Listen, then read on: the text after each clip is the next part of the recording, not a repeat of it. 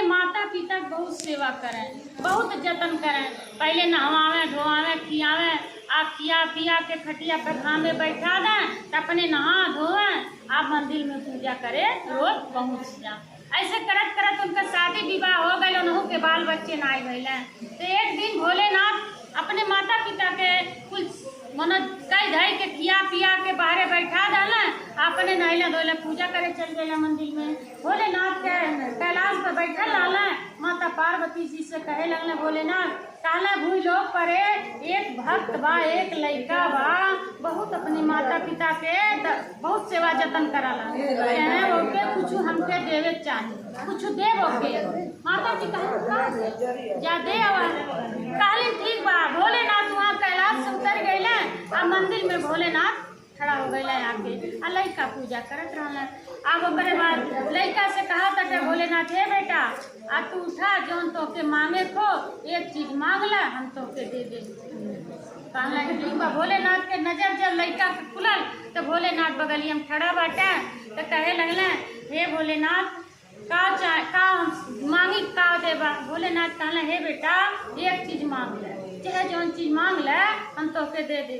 लड़का कहला, हे भगवान अब हमरे कौन बुद्धि बा, हम कौन सी एक चीज मांगे। घरे हमार माता पिता बाटे, उनसे पूछा तो पुरबुझ हमें मतलब बाटे बूढ़ बाटे, तो उस बताइए हाई चीज मांग।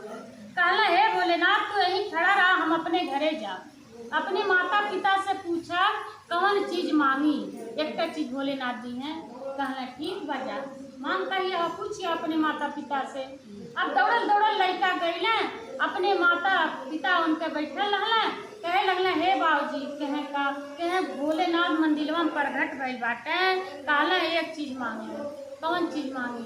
तोले उनका पिता कहला, हे बेटा जब से हमें धरती पाली कुछ हम देखली नहीं, हमार आँख मांगे।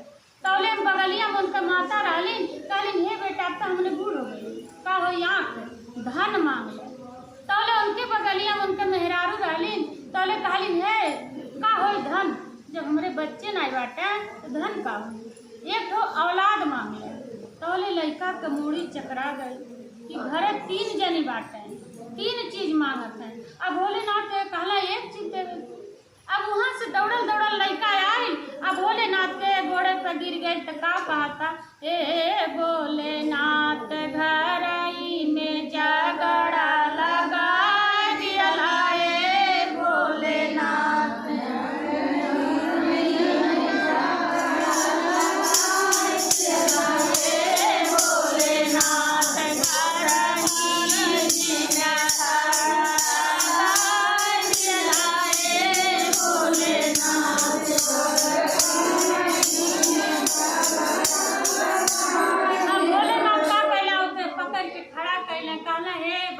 बेटा हम तो अली तोहके देवे, हम कैसे तोहरे घर में झगड़ा लगा गए, हम तो अली तोहार दुख दूर करे, तो काहे ऐसा कहला, हे भोलेनाथ तू तो कहला है एक चीज देवे के, घरे हमारे 3 मनई बाटे, एक हमार माता, एक पिता, एक हमार मेहरारू, अब तीनों जनी 3 चीज मांगत है।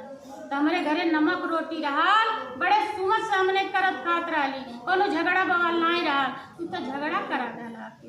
कहने बड़ा मुश्किल लड़का के जात हो के हमके चुनौती देता। कहला हे बेटा कहे जात तू अब से तीनों जनी मिल के एक चीज मांग ले, हम दे दी। कहले भगवान जी हमार ने माता मनी है, न हमार पिता मनी है, न हमार दुल्हनिए मानी, हम के मनाई। कहला ना एक बेर और चल जा, एक बेर और चल जा। क्या भगवान आए कहे ना भागम। अब लड़का दौड़त दौड़त जाए लगल घरे, अब राह धई के लड़का जात बा, अब तौले हर भगवान हाथ उठा दिला, उनके मर्जी के जाता यार हाथ उठा दिला। आ दादा के आँख मिल गई, माई के धन मिल गई, मेहरारू के अवधान रह गई। जब अवधान रह गई, अब जब ने माता पिता के अपने बच्चा के जब से जन्म दहले तब से देखले नहीं, उनके धन दौलत लौकी। माता पिता इतना बेकार चीज नहीं होलन। लड़के जब कहले पिताजी जब आँख से हम अपने बेटा के देखले नहीं, आज चला देखल जा कितना बढ़िया हमार बच्चा बा कि हमन कितना जतन करला। दौड़त दौड़त अपने लड़का के दर्शन करे आगे आगे माता पिता जाता था, पीछे पीछे माता जाती। अहर से लड़का जाता आ बीचे में दोनों जनी से भेंट हो गई। तो लड़का सोचा था ही भगवान जोनी माता पिता हम जहाँ बैठा देई वही स्थिर रहत रहले, वो से हटत नहीं रहले। चाहे पानी पड़े, चाहे घाम हो, चाहे पाथर पड़े, वही रहत रहले, वो से हटत नहीं रहले। आज से रहिया धई के आवत था। एकरे माने हमार भोलेनाथ हमरे माता पिता के आँख दे दहलन।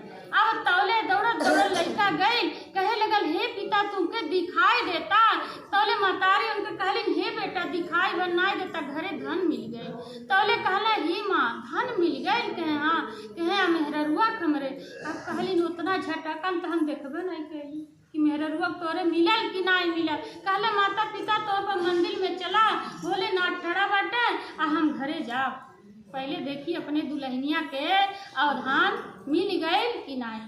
अब दौड़त दौड़त लड़का घरे गई, आ इनके मेहरारू के अवधान रह गए, गढ़ू गमीर हो गईलिन। पावा पकड़ के ताकत यटीन अपने पति के रास्ता आ धीरे धीरे मुस्कियात यटीन। अब तौले जब लड़का पहुँचल अपने मेहरारू के चेहरा पर एक खूब मुस्कान दिखला आ शरीर देखा तब बहुत गढ़ू गमीर हो गईलिन। तौले कहला हे भोलेनाथ एकरे माने नहू के कुछू मिल गए।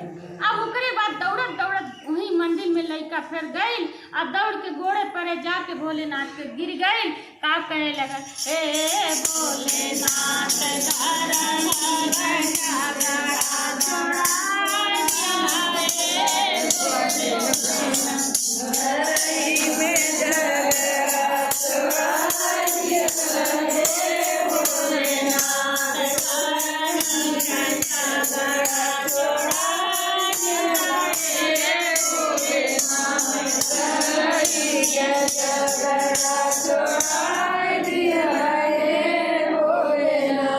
सबके ज्ञान दें, बच्चे दें, ऐसे भोलेनाथ सबके बुद्धिमान दें कि सबके ज्ञान हो।